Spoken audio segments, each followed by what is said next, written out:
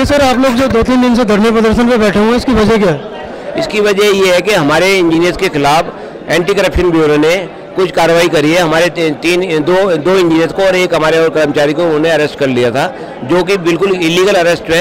इसके हम उसके खिलाफ यहाँ पर उसके बैठे हुए, क्योंकि वो उस केस में एंटी करप्शन का कोई एंगल नहीं बनता था, कोई करप्शन का कोई एंगल नहीं बनता था, और उन्होंने एक नॉर्मल कंप्लेंट पे हम लोगों को अरेस्ट कर लिया। जबकि हमारा कहना ये है कि उस बिल्डिंग डिपार्टमेंट की कंप्लेंट में हमने अपने सारे एक्शन लिए थे जो हमारे डीएमसी एक्ट में आते हैं। हमने बुकिंग करी थी, हमने डेमोलिशन एक्शन लिया था, हमने stop on the work road को दिल्ली पुलिस को लिखा था। उसके बावजूद भी हमारे खिलाफ एक्शन लिया गया और एंटी करप्शन वालों ने हमें अरेस्ट कर लिया, जो कि उनके प्रीव्यू में नहीं आता। हमारे ये कहता है कि एंटी करप्शन ब्यूरो जो है ऑटोनोमस बॉडी जो हमारी एमसीडी है, उसके ऊपर उसका एरिया नहीं लगता, उसके ऊपर लागू नहीं होता। ये जो एंटी करप्शन का एक्शन लागू होता है वो दिल्ली सरकार की एजेंसीज के ऊपर होता है। फिर भी हमारा कोई ऐसा केस नहीं था कि जिसमें अरेस्ट बनती थी और इन्होंने अरेस्ट करा, उसके खिलाफ हम यहाँ बैठे हुए।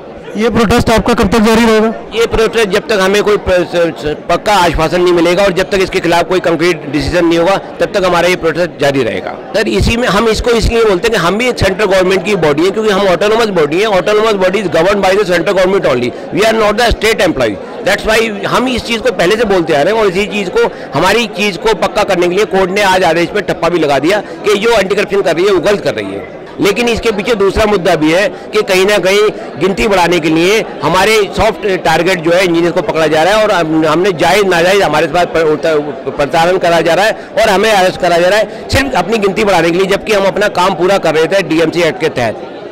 अगर कोई करप्शन में इन्वॉल्व है और एंटी करप्शन के पास प्रॉपर सबूत है तो क्या इस पर एक्शन नहीं होना चाहिए? बिल्कुल एक्शन होना चाहिए। हम कहते हैं अगर कोई एंटी करप्शन के पास प्रॉपर सबूत है तो उसको इन्वेस्टिगेट तो करो। एंटी करप्शन का रेड हैंडेड में अगर कोई केस है बताओ, ब्राइब का कोई केस है बताओ, रिकॉर्डिंग है कोई है तो बताओ, लेकिन यहाँ पर कोई ऐसा केस नहीं है। हमने अपना अनऑथराइज्ड कंस्ट्रक्शन रोकने के लिए जो एक्शन हो सकते हैं डीएमसी एक्ट में वो हमने सारे लिए, उसके बावजूद भी हमें अरेस्ट किया गया। हमें इसी बात का तो रोष है।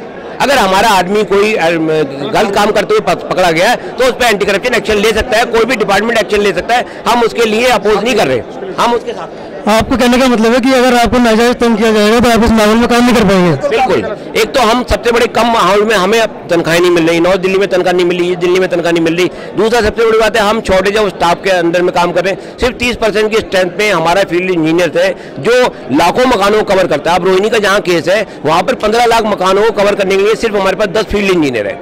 अब 10 फील्ड इंजीनियर एक जेई 3-3, 4-4 वार्ड का काम देख रहा है, एक एई 4-4, 6-6 वार्ड का काम देख रहा है। तो ये पॉसिबल नहीं है कि इतने सारे उसमें शॉर्टेज ऑफ माहौल में सारी चीज़ को वाच करें। फिर भी हम वाच कर रहे हैं, फिर भी डीएमसी एक्ट के तहत काम कर रहे हैं, और काम करते हुए हमारे पास इलीगल पीड़न हो रहा है, हमारे पास इलीगल एक्शन लिया जा रहा है, हमें इलीगल अरेस्ट किया जा रहा है, सिर्फ अपनी पॉलिटिक्स चमकाने के लिए, अपने बोर्डों के ऊपर संख्या बढ़ाने के लिए। जेई बिल्डिंग अपने एरिया में जब जाता है तो अकेला होता है, क्या आप लोगों को नहीं लगता है कि उसके साथ एक असिस्टेंट होना चाहिए? बिल्कुल सर, ऐसा है। पहले हमारे पास जो बिल्डिंग डिपार्टमेंट में ये प्रोसीजर था, बिल्डिंग डिपार्टमेंट में जेई के साथ वाच करने के लिए हमें बल्दार दिए गए थे, हमारे दूसरे वो दिए गए थे। आज की डेट में शॉर्टेज ऑफ स्टाफ होने की वजह से सिर्फ जेई बिल्डिंग के पास ना तो कोई वाच करने के लिए उसके नीचे कोई असिस्टेंट है, ना एक्शन लेने के लिए असिस्टेंट है, ना एक्शन लेने के लिए हमारे पास टीएनपी है, ना हमारे पास कोई अपने मीन्स है, ना वो है। और उसके बावजूद भी हम नौकरी कर रहे हैं, उसके बाद भी हम दिल्ली की सेवा कर रहे हैं, और हमें ऐसे बदनाम किया जाता है और हमें ऐसे यूज़ किया जाता है।